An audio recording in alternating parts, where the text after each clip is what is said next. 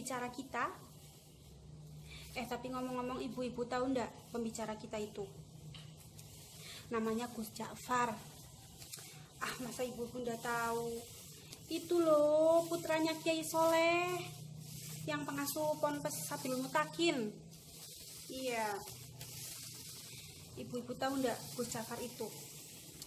Beliau itu istimewa banget. Istimewa. Di antara putra-putra Kiai Soleh, dia yang paling istimewa, Bu. Tahu ndak keistimewaannya itu?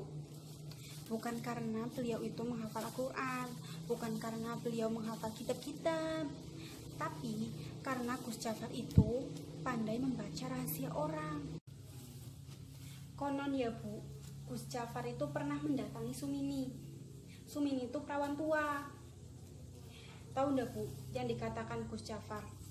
Gini, Sum, kulihat kok keningmu bercahaya ya, Sum. Tahu-tahu, Bu, besoknya si Sumini menikah, Bu.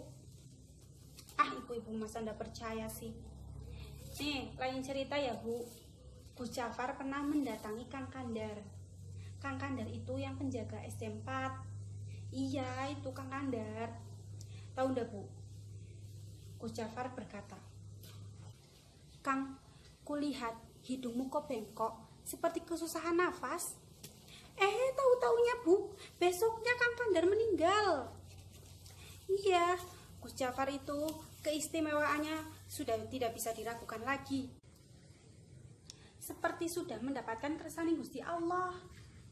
Iya, Bu. Tapi ya, Bu, suatu saat Gus Ja'far itu pernah menghilang selama 2 minggu. Iya, satrinya juga pada geger, masyarakat juga. Tahu ndak, Bu, selama 2 minggu itu? Ternyata ya, Bu, di balik cerita, Gus Ja'far itu malam-malamnya itu pernah bermimpi ayahnya. Iya, Kiai Soleh. Di mimpinya itu, Gus Ja'far disuruh oleh ayahnya untuk menyantri kepada seorang kiai. Nah, kiainya itu namanya Kiai Tawakal. Adalah kiai besar, Bu, yang hanya diketahui oleh orang-orang tertentu saja. Ya, kayak kita ini ya ndak tahu lah ya. Konon ya, Bu, katanya Gus Ja'far itu mencari Kiai Tawakal itu sangat jauh sekali, Bu, sampai melampaui bukit, lereng, dan pegunungan seperti itu, Bu. Iya, Bu. Ya, Gus Ja'far ya ngikutin saja kemauan ayahnya itu. Akhirnya ketemulah itu Kiai Tawakal. Tapi ya, Bu, namanya itu di kalangan masyarakat itu bukan Kiai Tawakal, Bu. Namanya Mbah Joko. Nah, Mbah Joko itu perawakannya itu bukan mbah-mbah, Bu. Dia itu walaupun namanya Mbah Joko, tapi tubuhnya tegap, Bu, kuat, masih muda. Loh, kayak kita lah ya. Nggih, monggo Bu Kaji, monggo. Ibu-ibu, Bu Kaji itu ya dandanannya perlempek, sudah cantik, kaya, baik lagi. Udah pada iri lah sama beliau itu.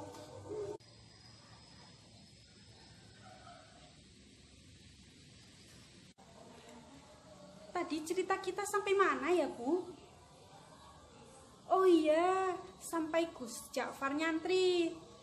Nah, ceritanya ya, Bu, Gus Ja'far itu nyantri selama 2 minggu kan. Awalnya itu waktu bertemu Kiai Tawakal, Gus Ja'far sangat kagum sekali, Bu, dengan Kiai Tawakal. Karena ya Kiai Tawakal itu kan masih muda. Tapi, Bu, santrinya itu rata-rata sudah menjadi kiai di desanya. Ya, itu akhirnya kan Gus Ja'far merasa bangga menjadi bagian dari santrinya Kiai Tawakal. Tapi ya, Bu, ada satu hal yang membuat Gus Ja'far itu merasa heran kepada Kiai Tawakal, Bu. Ya, rahasia Kiai Tawakal, Bu. Gus Ja'far kan pandai membaca rahasia orang. Nah, Gus Ja'far itu melihat rahasia Kiai Tawakal. Konon, Bu, Gus Ja'far itu melihat tanda di kening Kiai Tawakal itu bertuliskan ahli neraka, Bu. Waktu Gus Jafar menceritakan kepada santri-santri beliau, santri-santrinya juga terkaget-kaget seperti ibu-ibu ini. Tapi ya Bu, ini ada yang paling penting Bu, lanjutan ceritanya Bu. Jadi ya, saking penasarannya tuh Gus Jafar, akhirnya Gus Jafar mengikuti setiap aktivitas dari Kiai Tawakal Bu. Gus Jafar itu penasaran, kok bisa Kiai Tawakal kiai besar, kok ada tulisan di keningnya ahli neraka, kok sampai seperti itu? Apakah aktivitas Kiai Tawakal ada yang menyimpang dari ajaran Allah atau bagaimana yang membuat Kiai Tawakal itu masuk ke neraka Bu? Ya akhirnya malam ya Bu, yang sudah cukup larut, Kiai Tawakal itu pergi entah itu hendak kemana Bu, dan Gus Jafar itu melihatnya. Akhirnya Gus Jafar itu mengikuti Kiai Tawakal, ya tidak terlalu jauh, tidak juga terlalu dekat Bu, ya takutnya ketahuan. Nah akhirnya Bu, Gus Jafar itu melihat Kiai Tawakal itu pergi melewati sebuah kuburan, melewati sebuah persawahan, dan entah itu kemana Bu, sampai hilang jejaknya Bu. Gus Jafar sampai tidak tahu tuh harus kemana lagi.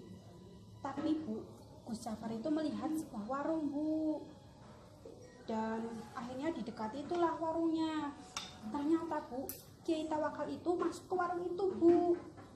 Dan ibu-ibu tahu enggak, ternyata ya penjualnya itu dua wanita Bu, wanita yang dandanannya menor. Ya kalau saya itu ya kalah lah ya Bu. Ya satu wanita itu perempuan muda, satunya lagi ya sudah lumayan tidak tua juga sih Bu, ya tapi ya masih cantik.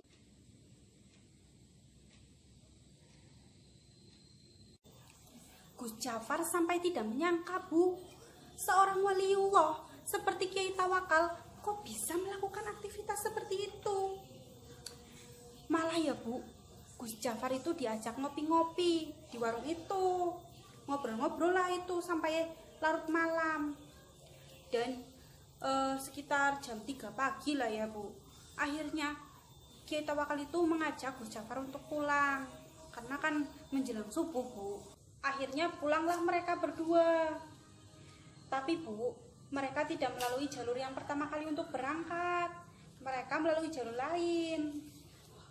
Dan di tengah perjalanan ya Bu, mereka itu menemukan sebuah sungai. Nah sungainya itu ya cukup dalam Bu. Dan ibu-ibu tahu enggak, Kiai Tawakal melewati sungainya itu tidak dengan berenang Bu, tetapi dengan berjalan di atas permukaan air. Gus Jafar sampai terkesima Bu. Akhirnya kan Gus Jafar yang tidak pandai seperti Kiai Tawakal, dia berenang, untungnya jago berenang Bu. Dan akhirnya berenang sampai di ujung sungai, ketemulah itu Gus Jafar dengan Kiai Tawakal. Dan ibu-ibu tahu enggak apa yang dikatakan Kiai Tawakal kepada Gus Jafar? Hai anak muda, kau tidak perlu mencemaskan saya hanya karena kau melihat tanda di kening saya ahli neraka.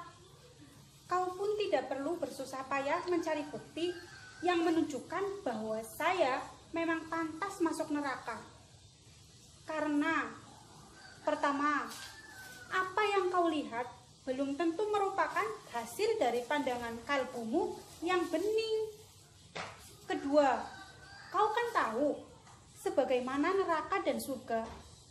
Aku adalah milik Allah, maka terserah kehendaknya apakah ia memasukkan saya ke surga atau memasukkan saya ke neraka. Untuk masukkan hambanya ke surga, Allah tidaklah memerlukan sebuah alasan. Sebagai kiai, apakah kau berani menjamin amalanmu pasti mengantarkanmu ke surga? Atau kau berani mengatakan bahwa orang-orang di warung yang tadi kau pandang sebelah mata itu pasti masuk neraka? Belum tentu. Kita dipandang baik oleh Allah. Kita ingin berdekat-dekat dengan Allah, tapi kita tidak berhak menuntut balasan kita harus masuk surga. Mengapa? Karena kebaikan kita pun berasal dari Allah. Bukankah begitu? Dan setelah itu, Gus Jafar hanya bisa menunduk, Bu. Ia merasa kerdil. Selama ini, Gus Jafar merasa dirinya lah yang paling benar, disayang sama Gusti Allah, sampai ia diberi keistimewaan membaca rahasia orang. Ia lupa bahwa setan juga bisa memberikan pikiran-pikiran seperti itu. Dengan kejadian itu, beliau akhirnya tidak lagi membaca rahasia orang. Ia takut menjadi orang yang takabur, Bu. Waduh, Bu, sampai kipas saya rusak begini. Cerita ngalor ngidul tidak terasa. Ya sudah lah ya, Bu, nanti beli lagi. Ibu, sudah. Ustaznya sudah rawuh. Gus Jafar udah kelihatan. Kita duduk manis. Wallahu a'lam bishawab. Dari kisah Gus Jafar, kita dapat mengambil pelajaran bahwa jangan menghujat orang yang di pandangan kita adalah orang yang jauh dari kata beriman. Kita harus tetap bergaul dengan mereka, walaupun di bayangan kita mereka adalah orang yang tidak baik. Belum tentu. Kita tidak boleh takabur. Yang berhak menghakimi bahwa orang itu akan masuk surga atau neraka adalah Allah Azza wa Jalla. Astaghfirullahaladzim.